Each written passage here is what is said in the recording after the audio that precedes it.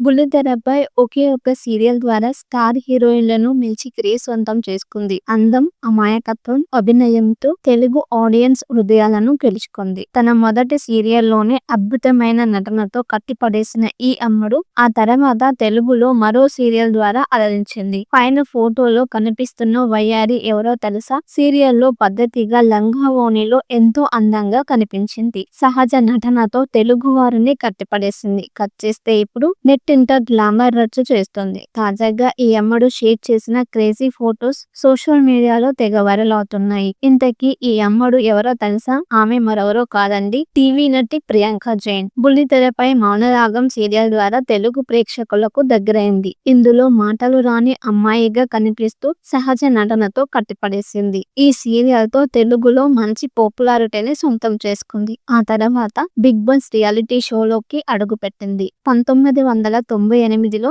July 2న జన్మించిన ప్రియాంక జైన్ కుటుంబానికి చెందిన అమ్మాయి. చిన్నప్పటి నుంచి నటనపై ఆసక్తి ఉండటంతో బుల్లితెరలోకి వచ్చింది. కన్నడలో పలు సీరియల్స్ చేసిన ప్రియాంక జైన్ ఆ తర్వాత మౌనరాగం సీరియల్ ద్వారా తెలుగు సినీ రంగంలోకి అడుగుపెట్టింది. ఈ సీరియల్ ద్వారా విపరీతమైన క్రేజ్ సొంతం చేసుకుంది. తమిళంలో రంగి తరంగా అనే సినిమాతో కథానాయకిగా వెండితెరపై సందడి చేసింది.